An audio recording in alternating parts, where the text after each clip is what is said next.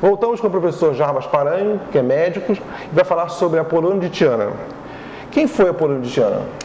Apolônio de Tiana foi um médico que viveu no século I da era cristã. Ela é natural da Capadócia, na atual Turquia, né? Antigamente a antiga Magna Grécia, que hoje está muito em voga, né? A gente tem na novela, aí toda hora estão filmando, onde tem aquelas pedras, aquelas coisas, a atual novela. Ele é natural da Capadócia e ele foi um estudioso a vida inteira, principalmente como médico, do parapsiquismo, na linha de Pitágoras. Ele é considerado, classificado dentro da filosofia como filósofo neopitagórico, que ele traz uma renovação para os estudos de Pitágoras, que já era do século V, né? Século VI a.C., e Apolônio ele é um discípulo, um seguidor da disciplina pitagórica. Apolônio de Tiana volta nisso quando ele está estudando medicina. Ele nasce na Capadócia, ele vai para uma cidade grande, lá perto da Capadócia, ele não se adapta, porque ele fala que as pessoas lá mais estavam interessadas em aproveitar a vida do que estudar mesmo. Ele vai para um templo, que hoje a gente poderia chamar de faculdade de medicina, mas na época era o templo de Asclépio, né, que é o deus da medicina. E ele se torna um sacerdote, um místico lá, aos 12 anos de idade, ele já estava, aos 14 anos de idade, ele já estava nesse templo, estudando medicina. Aos 16 anos de idade, já existiam romarias que se faziam nesse tempo para se consultar com Apolônio. Pessoas iam de todas as partes da Turquia, da Magna Grécia, todo mundo já pensava, você já foi ver o menino? Era um mote corrente em falar em se consultar com Apolônio. Aos 16 anos de idade já existia romarias para ir se consultar com Apolônio nesse templo de Asclépio que fica na Turquia. Fica na margem da Turquia ali, numa cidade pequena, Egas, se não me engano o nome da cidade. Mas assim, Jarbas, é importante a gente falar um pouco da importância do Apolônio para a gente, não só para a gente estudar, mas para a história, para a influência. Tem uma ligação toda com a ciência, com a medicina, com o parapsiquismo. Mas o que mais? Porque é uma pesquisa inédita esse assunto, né? Não é inédito. Apolônio de Tiana, a gente tem uma dificuldade muito grande, vou entrar antes de falar disso, que é o levantamento bibliográfico dele.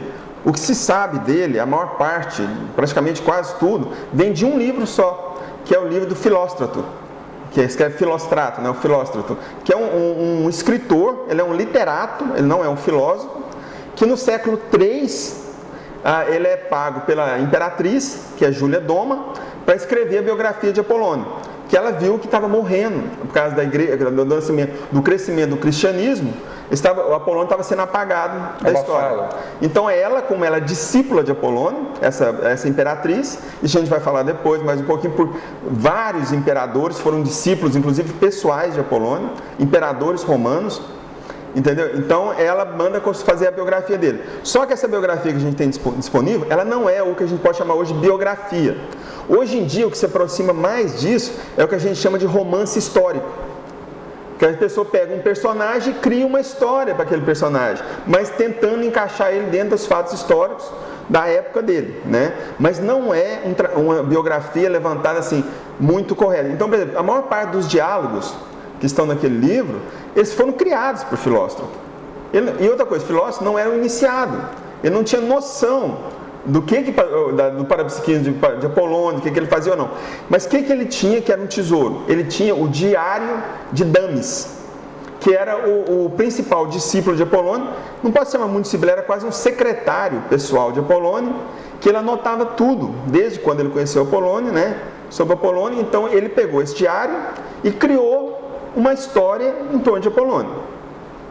Então, assim, os fatos narrados lá, a sequência cronológica está correta.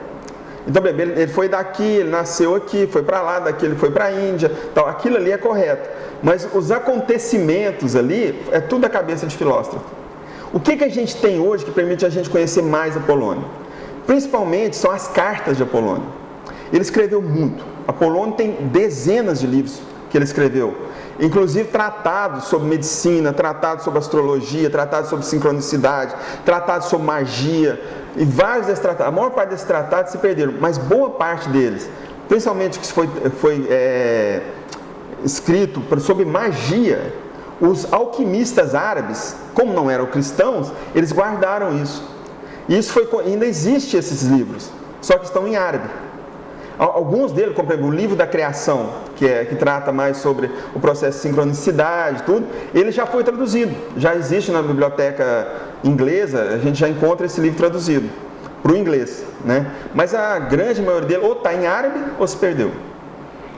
Assim a gente percebe que para a história, para o ser humano foi muito importante. Agora, para a conscienciologia, como é que a gente pode extrair do Apolônio de Tiana em termos de... Ele foi uma referência, um pioneiro na área de medicina, na área do parapsiquismo. Mas assim, com a abordagem conscienciológica, o que a gente pode dizer? Eu acho que a principal coisa é ver um exemplo. É muito difícil no passado você encontrar um exemplo de um grande parapsíquico, de uma grande consciência totalmente livre de, vamos dizer assim, de grandes influências de fanatismos religiosos. A maior parte desses grandes parapsíquicos do passado, se você for ver, eles estão ali, a história deles foram mais contadas para realçar alguma linha mística, alguma linha religiosa, do que para contar a história dele mesmo. Apolônio, apesar de ser considerado um pitagórico, ele tinha uma disciplina de vida pitagórica.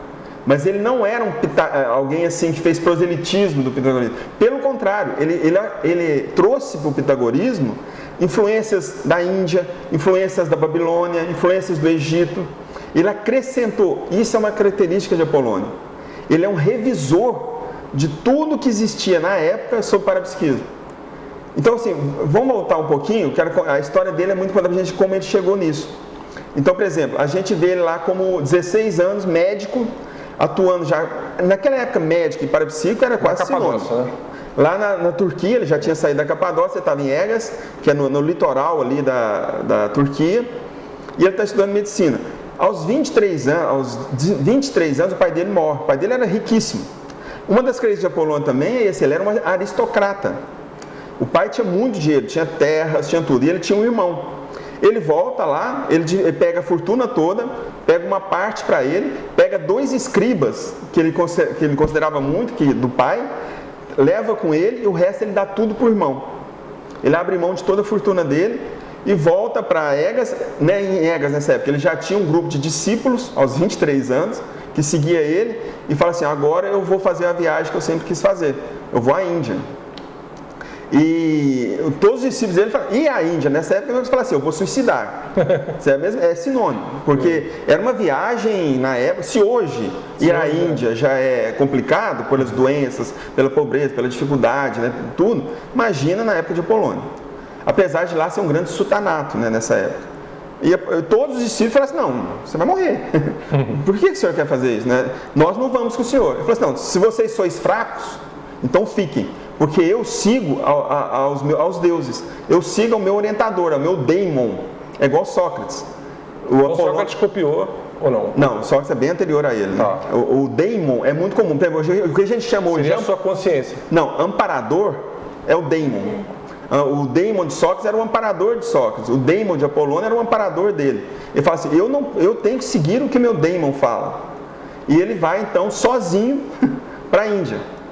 E no caminho ele passa em Nínive, que é onde tem a primeira biblioteca do mundo, tal. Alexandria, né? E perto de Alexandria. E lá ele encontra o Damis. A partir desse ponto, Damis entra na vida dele. Só que Damis não tinha noção nenhuma de nada. Quem era esse Damis? Damis era que foi o cara que fez o diário. Um grego que vivia lá e ele se apaixona, né, pelo seguir Apolônio. O Apolônio era um cara assim, de uma força presencial impressionante. Isso conta o tempo todo no livro. A presença dele diz que impunha um respeito imenso, mesmo novo daquele jeito. Então tem até o caso, né, do chefe lá, do governador da área onde ele trabalhava, que apaixonou por ele era homossexual, e vai lá e canta Apolônio. E Apolônio fala, você está louco, você estás doido. Ele falou, não, mas você me faz perder a cabeça. Ele fala, não, isso vai ser daqui uma semana. Uma semana depois tem uma invasão no castelo dele, ele é degolado. Esse governador, Apolônio, já tinha falado para ele que isso ia acontecer. Teve uma pré-cognição. E não teve como evitar isso? Então, Damis entra com ele e os dois viajam para a Índia. Na Índia, no caminho, eles ficam 1 ano e 8 meses na Babilônia. E Apolônio não só estuda com os magos da Babilônia, como também os orienta. Uma das coisas que ele tem impressionante de Apolônio, que ele, todo lugar que ele vai, parece que ele mais ensina do que aprende. Então, o exemplo dele já arrasta. E é muito interessante isso. E ele mesmo fala, o Damas pergunta para ele, e aí, como são os magos da Babilônia? Eles falam assim, são sábios, mas não em todas as coisas. Quer dizer, eles são sábios, mas não têm ética. Essa que era a mensagem que ele queria falar dos magos. São grandes sábios, mas não têm ética. Então eles não me servem. Aí ele sai e continua. Só que o rei desse lugar da Babilônia onde ele estava, dá um selo real para ele. Dali para frente, dá camelos e o selo real. Então dali para frente a viagem dele vai... Onde ele chega, todo mundo abre as portas, traz tudo que ele quer, faz tudo que ele quer. E ele vai então para o principal mosteiro da época, que é o mosteiro hindu, dos Brahmanes, para estudar. E é muito interessante, ele chega... Esse tema da Polônia dá um filme, hein? Não, é impressionante. Dá um filme falando assim, dá para fazer um filme sobre isso. Isso eu estou resumindo, muito resumido. Dá para fazer um filme. Ele viajou a vida inteira. E onde ele foi para ensinar. Tanto que quando ele chega nesse mosteiro hindu, que ele foi recomendado para o maior dos sacerdotes brahmanes da época. O maior dos sacerdotes vira para ele e fala assim, mas o mar quer vir ao rio?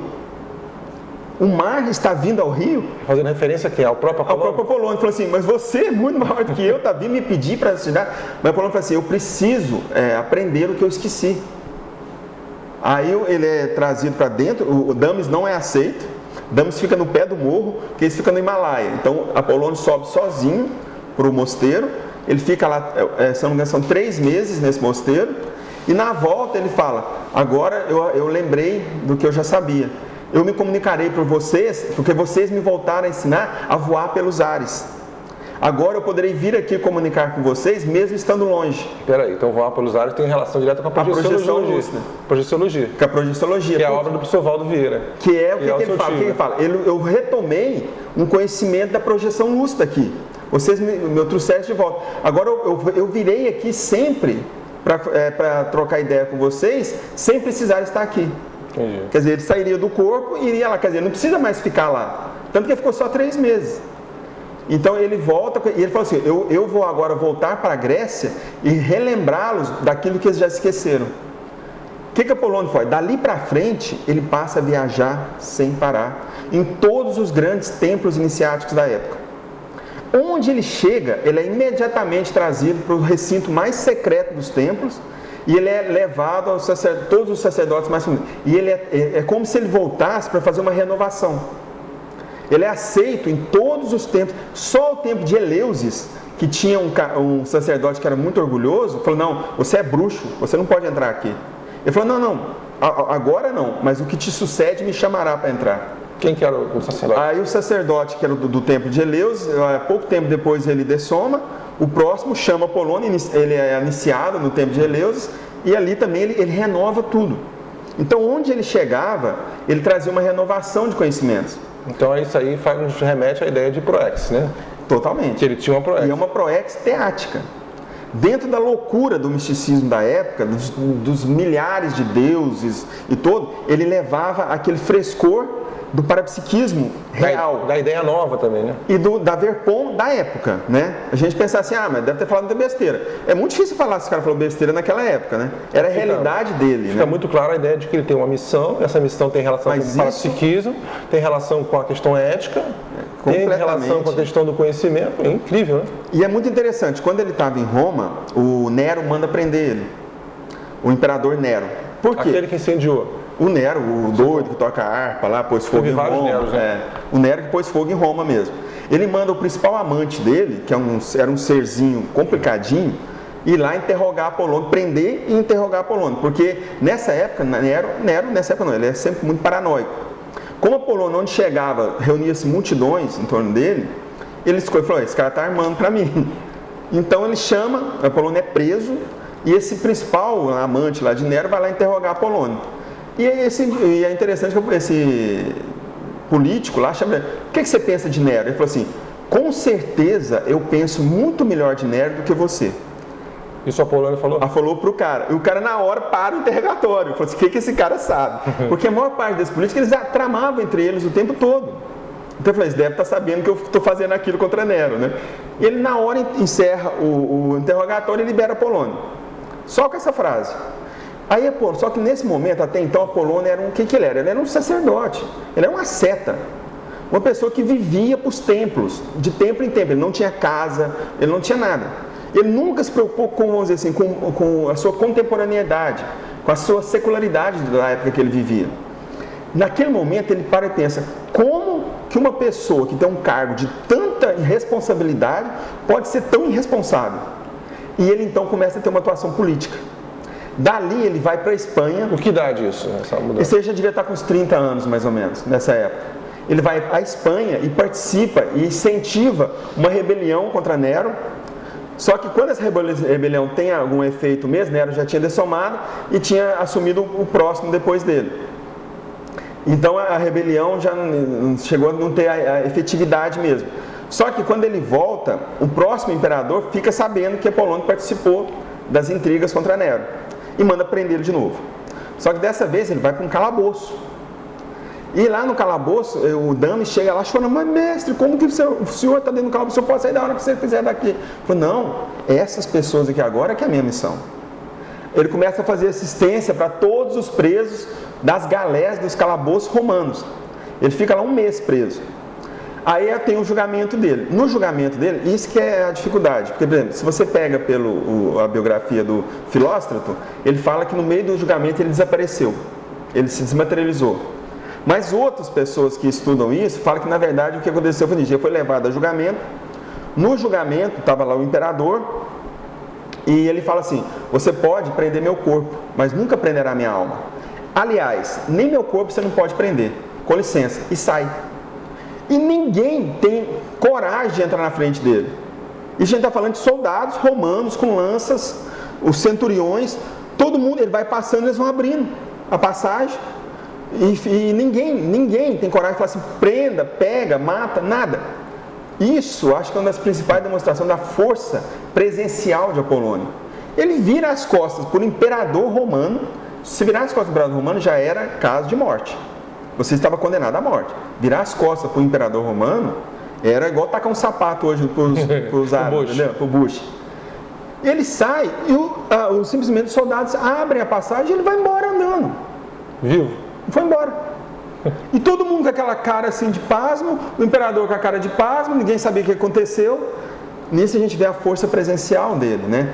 E dali para frente, o Apolônio se torna, logo depois esse imperador morre. Qual a idade dele na época, do Apolônio? Essa fase devia ter uns quase 30, 35, né? Que foi logo depois da morte de Nero, né? Devia estar quase chegando nos 40. E essa informação com base de Filóstrato ou Dames? Não, com base no que ele... já devia estar mais ou menos 50, porque é da época de Nero, né? Ah, tá. Por causa da época que foi o reinado de Nero. Fazer uma relação histórica, né? Dá para você seguir... Porque Apolônio, ele nasceu mais ou menos no ano 2 a.C. E ele viveu praticamente 100 anos. O que mostra claramente que ele tinha macrosoma. Porque um médico naquela época, que viveu a vida inteira atendendo doentes, ele viajou sem parar, descalço, naquela época, para todos os lugares imagináveis, ali que então em torno do Mediterrâneo, inclusive a Índia, e viveu 100 anos. Mas, inclusive, além de ter o exemplo dele, tem vários conceitos da Conscienciologia que precisam ser repensados. A questão da Proex, a questão do macrosoma, que eu gostaria que você explicasse para os internautas a questão também do curso intermissivo, se ele teria curso intermissivo. Né? Eu acho que a gente não pode falar em curso intermissivo nessa época, né? Mas que ele era uma pessoa que já veio com o que é o curso intermissivo? Eu acho que é a principal coisa que dá para a gente, que é o senso de Proex.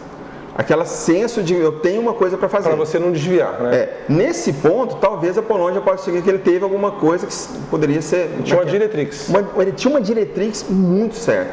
E outra coisa, ele foi o tempo todo guiado pelos amparadores. Todas as perguntas que faziam para ele, mas por que você vai para tal lugar? Porque os deuses mandaram. Porque é assim que tem que ser. Porque eu sigo a orientação dos deuses. Deuses, naquela época, desde o Egito, é sinônimo de consciex.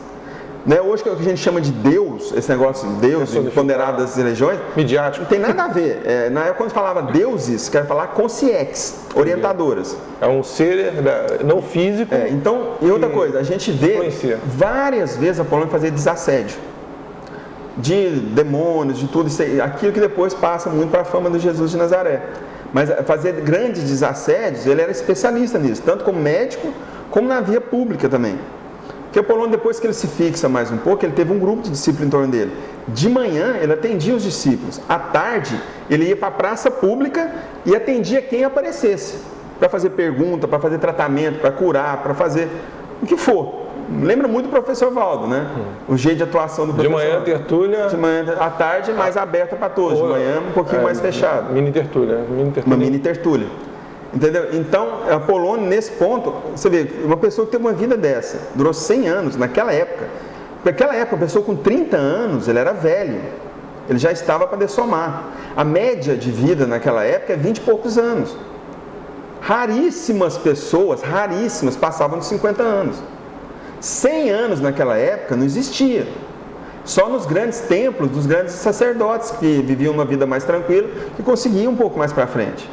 Então, assim, a gente vê claramente duas coisas. A ideia do macrosom. Hoje, a gente pode, como eu vejo eu, no meu caso, agora vou dar minha opinião pessoal. Como médico também. Como médico. Naquela época, ele tinha teleguiamento, isso é evidente. Ele era teleguiado por uma consciência extrafísica e de forma crítica.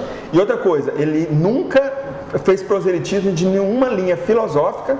Ele falava que a disciplina pitagórica era muito boa. Não tinha autopromoção. O que é a disciplina pitagórica? É ser vegetariano, não usar nada de animal, tanto que só se vestia de linho, o cabelo comprido, tipo Pitágoras, e o extremo cuidado com a ética. Essa é a disciplina pitagórica. Principalmente com o que falar. Então ele seguia a risca, que está escrito lá nos versos. Quem quiser ver mais o que é a disciplina pitagórica, tem vários livros que tem os versos áuricos, né? Os versos de ouro de Pitágoras. Lá está explicando direitinho o que é a disciplina pitagórica. É uma referência confiável, né?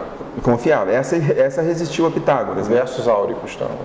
Entendeu? Então ele seguia isso, mas ele nunca foi de nenhuma linha. Pelo contrário, por ele não ser de nenhuma linha, ele era universalista. Ele era aceito em templos iniciáticos secretíssimos de todas as linhas. E lá dentro desses templos, ele ensinava mais do que aprendia. Ele renovou os mistérios. Então, o Apolônio de Tiana. Dos subtítulos que eles dão para Apolônio de Tiana é o renovador dos mistérios. Os árabes já chamam Apolônio de o mestre dos amuletos. Porque uma das características de Apolônio era fazer, lembra novamente o professor Valdo, né? Imantação de coisas. Então você ia visitar Apolônio, nós vamos fazer uma viagem agora muito difícil. Então ele pegava um livro, uma pedra, enchia aquilo lá de energia e dava para a pessoa. Pode ir tranquilo, não vai te acontecer nada. Tinha navios que tinham que fazer grandes viagens, eles chamavam Apolônio, vamos dizer, benze o navio. Apolônio dava uma volta dentro do navio, eles falavam assim, jogava energia, esterilizava. Enchia aquilo lá de energia, o navio não acontecia nada. Blindava, né? E naquela época, de cada 10 navios que saíam, 4 voltavam. Era precário, né? Tudo muito precário. Então ele era direto chamado para fazer, né, imantações. Então quando os alquimistas árabes, eles chamam Apolônio de Balinos. O nome árabe de Apolônio é Balinos. Eles não falam Apolônio. E o título que eles dão para ele é o mestre dos amuletos. Todo alquimista árabe segue o Balinos, você vê lá, Balinos é o Apolônio. E é o mestre dos amuletos. Então a influência dele seguiu muito tempo depois daquilo. E o que aconteceu? Apolônio, como ele teve esse problema político, dali para frente, todos os imperadores romanos, enquanto ele estava vivo, foram 3 imperadores romanos. Esses 2 primeiros, né, que foi Nero e o outro que eu não estou lembrando o nome, eles foram contra Apolônio. Mas dali para frente, todos tiveram Apolônio como conselheiro. Conselheiro mesmo. É chamado lá para pedir opinião de Apolônio sobre as coisas. Apolônio ia ao palácio se encontrar com o imperador. Certas horas, imperadores iam onde Apolônio estava para consultar com Apolônio. A gente vê isso muito em Cláudios e um outro, o sétimo Severo, esse aí já foi bem depois. Cláudio? Tem o imperador Cláudio, né, que foi iniciado também. Vários imperadores iam atrás de Apolônio para pedir consideração. Foram 3. O principal, que era mais discípulo dele, era Nerva. Nerva, que foi imperador romano, esse que existe as cartas. As cartas de Apolônio para Nerva e de Nerva para Apolônio, existe na biografia dele. A gente vê as cartas lá. E aquilo que o Apolônio falou para Dames, né, que a Dames conseguiu anotar, também estão lá.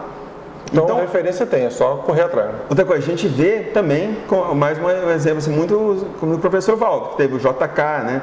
Juscelino Kubitschek procurou orientação com o Valdo e com o Chico. E nessa época, os imperadores... E depois da morte de Apolônio, dentro do Palácio Imperial, existia um templo dedicado a Apolônio. O Sétimo Severus, que é no ano já 200 e tanto, quer dizer, 100 e tantos anos depois da morte de Apolônio, ele tinha um templo dentro do Palácio Imperial dedicado a Apolônio. Né?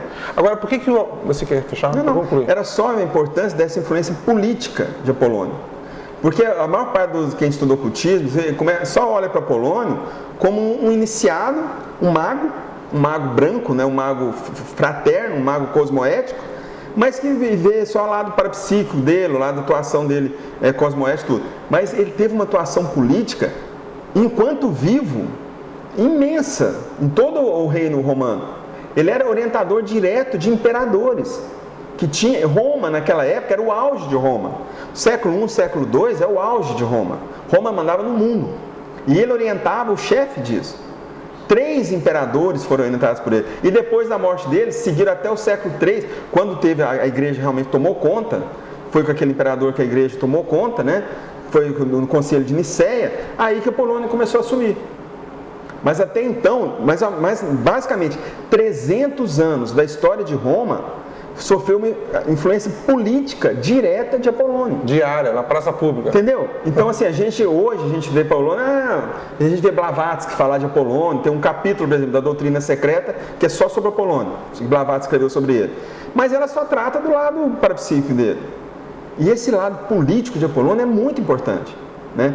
E como que essa influência depois persistiu. Mas se a gente fala daqui um pouquinho, pode continuar. Certo. Não, é exatamente isso que eu ia perguntar. Porque a gente vê de Jesus Cristo, toda a utilização de São Paulo usa a vivência de Jesus Cristo, mas pelo que eu pesquisei, parece que Jesus Cristo fundiu a ideia de Jesus Cristo com Apolônio. Seria isso? Jesus Cristo, a gente pode falar hoje, e não é só nossa, em qualquer revista da super interessante, hoje que está nas bancas, estão falando isso, ele é hoje que a gente chama de sincretismo religioso.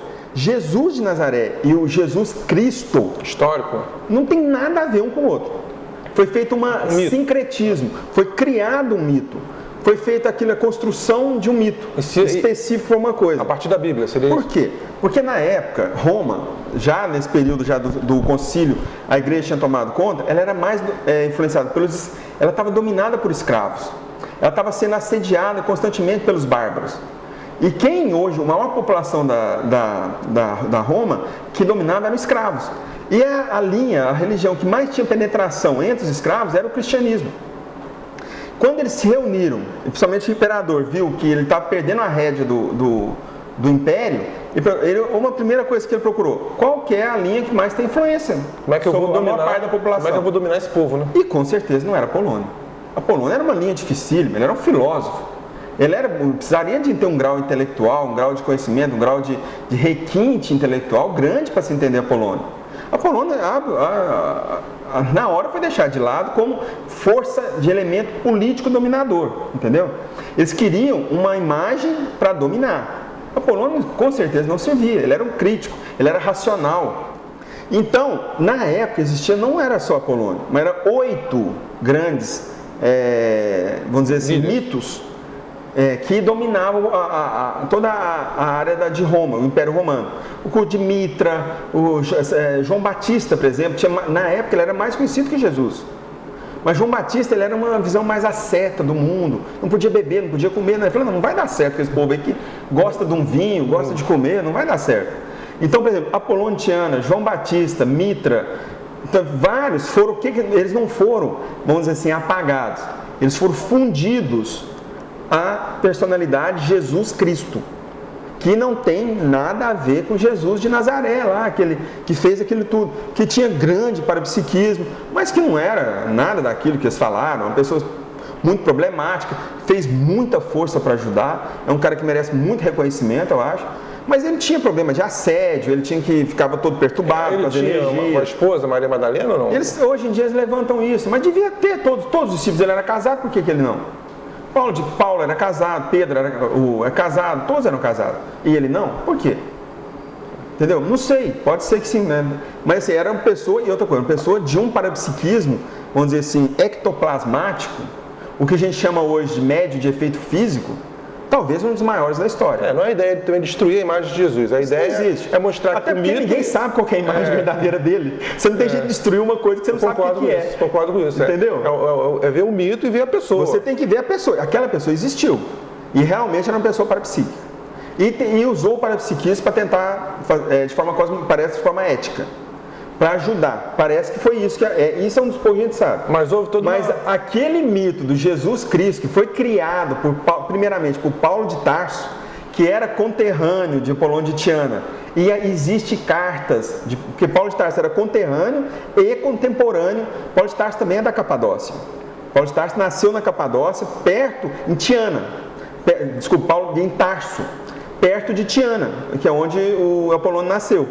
Então é muito provável que eles tiveram contato, pelo menos em escrita, talvez pessoalmente. E poder fundir Existe cartas de Paulo de Tarso, onde ele manda carta para alguém lá na Turquia e fala assim: consulte Apolônio, pergunte a Apolônio sobre isso. Então parece que houve uma influência do Apolônio diretamente no cristianismo inicial. Sem dúvida. Né? E o cristianismo gnóstico, que eles chamam, teve imensa influência de Apolônio. Mas isso ninguém fala também, né? Porque o gnóstico, o que eles seguiam? A gnose era o que vinha do discípulo lá de Jesus, do que eu te falei lá, que era o Elias, né? João Batista. Os gnósticos falou Mitra, João Batista. Os gnósticos seguiram Elias mais João também? Batista. Elias também? Elias foi a vida anterior de João Batista, né? Então, assim, eles seguiam o mundo de João Batista. As influências neopitagóricas e neoplatonistas que criaram os gnoses. Então, neopitagórico é Apolônio. Então, os gnósticos, que eram os primeiros cristãos mais parapsíquicos, eles tiveram influência de Apolônio. Quando foi feito aquele... Aí o que eles fizeram? Fizeram um concílio, os padres, lá no século III, final do século III, século IV, já em 363, se não me engano, eles fizeram o concílio de Nicéia. Nesse concílio foram decididas as bases do cristianismo. Por exemplo, lá que se decidiram que apenas 4 evangelhos seriam usados como evangelhos oficiais. Os outros seriam apócrifos. O incrível, o evangelho de Pedro, que era o principal discípulo de Jesus, foi dado como apócrifo. É um absurdo. Já mostra que o marketing... É terrível. Porque se você pega, se o cara que era o principal discípulo dele, Pedro tem um evangelho que ele escreveu. Esse evangelho de Pedro foi dado como apócrifo. Uma grande interrogação. Então você fala assim, não, se tiraram de Pedro, não sobrou nada, né?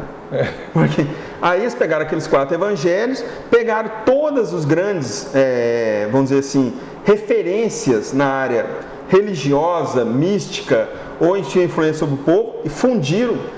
Não é que ali eles fundiram, ali eles começaram uma campanha política para anular essas pessoas e fundir o melhor que elas tinham na figura de Jesus Cristo. Entre eles, Apolônio de Tiana. Você vai falar assim, mas se não tivesse Jesus Cristo, será que Apolônio estaria no lugar de Jesus Cristo? Acredito que não. Porque Apolônio, vamos dizer, a grande massa não teria acesso aos conhecimentos de Apolônio. Entendeu? Ele é um iniciado, ele tinha um elitismo não aristocrático, mas um elitismo intelectual, que exigia muito de quem o seguisse, né? De leitura. Apolônio escreveu muito. Ele era um intelectual, além de tudo. Entendeu? Então, assim, mas você fala assim, muito dos milagres atribuídos a Apolônio foram incorporados a Jesus Cristo. Aquele negócio de ter revivido uma menina que tinha morrido, a ressurreição lá da menina. Aquilo está na história de Apolônio. Apolônio fez aquilo. Mas hoje eles contam como se fosse Jesus. Tem várias passagens da vida de Apolônio que foi incorporada ao mito Jesus Cristo. Então hoje é muito difícil você saber. Jesus existiu? Parece que sim. Apolônio existiu? Existiu, isso está escrito. Então o que eles fizeram ali? Porque eles foram séculos de filtragem depois disso. Imagina, do século III até o século XV, que é onde começou o Renascimento, estava tudo na mão da igreja. Eles faziam o que quisessem, escreviam o que quisessem. Eles pegavam a Bíblia e não gostei dessa frase, não. Vamos mudar isso aqui, vamos editar isso aqui. Por quê? Era tudo manuscrito. Os escribas dos grandes templos cristãos é que transmitiam aquilo. Então, funcionaram. Ninguém sabe o que foi feito. Uma das coisas importantes a gente saber é que, por exemplo, quando Apolônio foi apagado, já existia, logo depois, os alquimistas nessa época. E Apolônio fez grandes tratados sobre alquimia. Alquimia no sentido assim, de sincronicidade, do uso de plantas, do uso da sincronicidade dos planetas, que eles chamam de astrologia hoje. Sabe, como utilizar essa sincronicidade na sua vida. Um tratado assim, quase assim, de a gente vê, parece de evoluciólogo, mas ele fez muito isso. Pouca coisa sobre isso hoje ainda? O Nuctemeron. O Nuctemeron é um dos poucos textos inteiros que sobreviveram, que é atribuído a Apolônio de Tiana. E fala sobre sincronicidade. O Nuctemeron é uma sequência de iniciação. É o que hoje a gente chama de escala evolutiva das consciências. O Nuctemeron é uma escala evolutiva das consciências dentro da visão de Apolônio. Então lá você vê claramente quando o cara atingiu o nível de desperto, quando o cara já está no nível de teleguiado, quando o cara está no nível de serenão, que ele fala, viaja de mundo em mundo, levando a boa nova do Senhor. Quer dizer, está livre para ir de mundos em mundos, que é o serenão, né? Uhum. Lá depois ele fala da consciência livre, ele fala, se realizou em luz, aquele que se realizou em luz. Quer dizer, a consciência livre, né? Já não tem mais forma. Já não está mais preso esse planeta. Ele já atingiu a realização em luz, em fogo. Ele fala em fogo. Ele atingiu a realização em fogo. Quer dizer, atingiu um nível de consciência livre.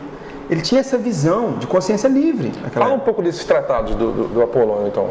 E Apolônio, só que nessa época, em Roma, e aí Roma depois a gente entra para a Idade Média, isso desapareceu. Mas os alquimistas seguraram esses tratados. Só que para os alquimistas, o nome dele é Balinos, não é Apolônio mais.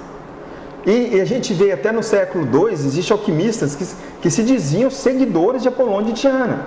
Artéfios, que é um alquimista do século, se não me engano, do século XI ou XII, mas eu acho que é do século XII. Ele escreveu muito e ele se considerava discípulo de Apolônio de Tiana. Inclusive eles perguntaram, mas será que você não é o Apolônio? A ressoma do Apolônio? Ele fala, não. Quem sou eu? Eu sigo Apolônio. Isso no século XII. E o que aconteceu? Lá no século, existiu nessa época lá do século I, eles começaram a fazer eles perceberam que ia morrer aquelas tradições antigas, egípcias, caldeias, uma questão política, né? Tudo. E um grupo, religioso, entre eles Amônio Sacas, que foi um dos criadores do neoplatonismo, fizeram um compêndio para segurar esses conhecimentos, que a gente chama de corpos herméticos. E eles remetem a Hermes, no Egito, só que isso foi feito no século I, que para guardar todos esses conhecimentos, o corpos herméticos, esse sobreviveu. E parece que um dos textos desses corpos herméticos, que a gente chama de Tábua Esmeraldina, que trata justamente da sincronicidade, da relação entre as dimensões, é de Apolônio de Tiana, no nome Balinos, sobre o nome Balinos. Esses corpos herméticos, que a gente chama de hermetismo hoje em dia, né? Ele, no século XIV, XV, né, os Médicis estavam muito ricos, os navios dos Médicis estavam viajando para o mundo todo. Na Itália, isso? Na Itália, Gênova, Médici, né, Gênova e a outra lá onde eles estavam, que é da Florença. Eles dominavam aquela navegação toda. E estavam chegando muitos livros para os Médicis que vinham nos navios que traziam para eles. E então, o que Médici contratou um dos maiores intelectuais na época, que é Fitino, que depois foi mestre de Pico della Mirandola, um dos maiores intelectuais da época, para traduzir os textos árabes que chegavam em árabe para ele.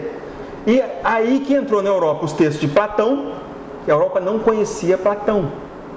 Platão veio através dos textos árabes, que os árabes seguraram, igual seguraram o Apolônio, e foi traduzido por Fitino. Só que nesses textos chegou o Corpus Herméticos, para Fitino traduzir. E Cosme de Médici, que era o pai, a figura principal dos Médicos, que criou o banco, né, a ideia de banco que a gente chama hoje, ele ficou sabendo que aquilo ali trazia o segredo da imortalidade. Mas a imortalidade extrafísica, né? É saber que você é imortal. Ele achou que não, que era a imortalidade física, que era a pedra filosofal que os alquimistas falavam, né?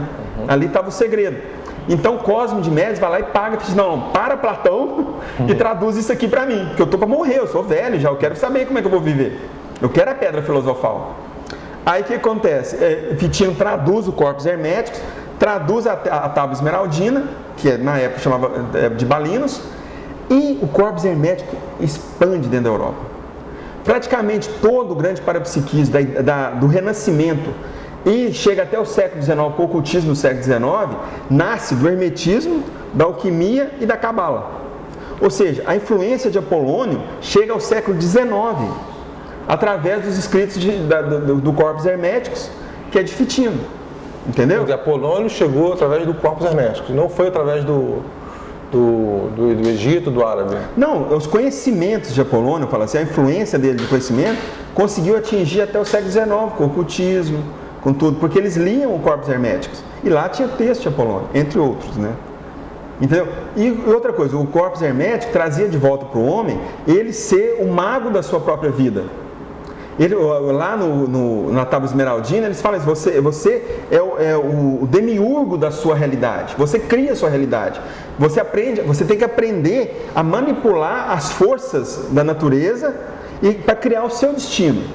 Essa é a base da ciência moderna, porque até então ninguém pensava em manipular a natureza, tudo era Deus. Né? Tudo que tinha referência, Deus me dá isso, Deus me dá aquilo, Deus me dá uma máquina de lavar nova, uma máquina de lavar roupa nova, entendeu? Aquele negócio passiva, né? É aquela coisa passiva da Idade Média. Quando o Corpus Hermético chega, ele fala, não, você é o responsável pelo seu destino. Você pode ser o mago do seu destino. Aprenda a manipular as forças cósmicas, eles falavam em forças cósmicas, né? Em prol de realizar o seu destino. Quer dizer, então é a base da ciência. Então tirou aquela coisa de esperar vir de Deus. Não, eu vou aprender a manipular a natureza para criar a minha realidade. Agora fala um pouco do curso que você está fazendo, você como médico e também pesquisando Apolônio há vários anos. Como é que é a proposta desse curso? Como é que é o modo, a carga horária? Quem pode fazer? O principal mote do curso é evocação extrafísica dessa personalidade. Não que a gente tenha pretensão que Apolônio venha baixar no curso, vamos dizer assim, não é isso. Mas é mostrar mística, né? Como que naquela época, com aquelas condições rústicas, com aquela dificuldade, com aquela ignorância generalizada, sem meios de comunicação, sem meios de transporte, sem computador, sem lapiseira, sem caneta, um cara conseguiu renovar todo o parapsiquismo da época dele, atuando pela força presencial dele e pelo exemplo cosmoético que ele deixava onde ele passava. E principalmente pela assistência contínua aos doentes, a quem precisava, a quem procurava ele. Assistência contínua a imperadores romanos completamente loucos. Ele ia lá, sentava com o cara, falava, não faz isso. Fazia uma preceptoria com ele. E engraçado, as orientações de Apolônio aos imperadores, se você pega as cartas dele, por exemplo, a Nerva, que é o imperador romano, eram pessoais. Ele não falava assim, não ataca tal país, não. Cuidado com aquele partido político. Não, ele não entrava no aspecto político diretamente, assim. Ele orientava o cara. Para a vida dele, né? Muda isso, cuidado com isso, a sua saúde. Olha isso, tem que ver isso. Presta atenção, a guerra não é o melhor caminho. Era genérico, entendeu o negócio? Tenta ver a diplomacia. Mas voltando um pouco ao curso, esse curso tem um conteúdo histórico muito grande, tem trabalho de energia também? O trabalho é mais a exposição histórica e esse busca de mostrar assim, que o que nos precedeu, as costas de quem a gente está subindo para chegar aqui, entendeu também? E hoje, por exemplo, você vê Apolônio de Tiana, pelo que eu já conversei com o professor Valdo, naquela época ele já era algo tipo uma semiconsciex. Hoje, ele com certeza já deve estar no nível de evoluciólogo, serenão, quase serenão, ou serenão. Hoje, esse é o nível dele. Pelo que a gente tem conversado aí com o professor Valdo, né, e estudado as obras dele. Ou seja, a gente está vendo uma evolução. O que esse cara fez? Entendeu? A gente tem um exemplo, uma régua nova para medir. Apolônio é uma grande régua para você medir a si mesmo, entendeu? Eu acho que, por exemplo, Pitágoras já não serve tanto, porque Pitágoras você não sabe direito quem foi ele. Apesar dele ter existido tudo lá, existe onde ele estudou, todo mundo sabe, na tradição isso vem. Mas ele mesmo não deixou nada escrito. É igual Sócrates, é igual Jesus. Eles não escreveram nada. Então, é interessante a gente esclarecer, talvez para o internauta, que a Conscienciologia estuda do vírus ao serenão. Serenão é um modelo evolutivo que não tem nada a ver com Deus, é um ser humano que conseguiu, através do esforço pessoal, atingir um nível de consciencialidade maior, né? Alguns conceitos que vocês estão assistindo aqui nessa entrevista, podem ver nas obras do professor Valdo Vieira, da Conscienciologia, como Homo sapiens reubanizados, Homo sapiens pacíficos, ao Tratado de Projeciologia, o Tratado de 700 Experimentos da Conscienciologia, porque o conhecimento do professor Jarbas realmente é muito amplo, é muito vasto, a gente... Uma das coisas, todo mundo que está assistindo, talvez que que é muito bom ler é o livro Nossa Evolução. Lá todos esses conceitos mais básicos da Conscienciologia estão muito bem descritos, né? Então, e a gente vê uma semelhança que não mudou o caminho. O caminho para evoluir é o mesmo. É a cosmoética, é a teática, é fazer assistência. É a assistência, é a teática, é a cosmoética. Quem seguiu esse caminho, hoje está aí como serenão, está aí como evoluciona, está bem. Já nem quer saber, já está fazendo assistência dele. Que é a proposta da CIP, né? Em alto nível. A CIP busca isso, usar o parapsiquismo assistencial. Ninguém aqui quer parapsiquismo para fazer show. Ninguém quer fazer parapsiquismo para enaltecer o ego de alguém, ou falar que essa alguém, ele é um médium, ele tem contato com os espíritos.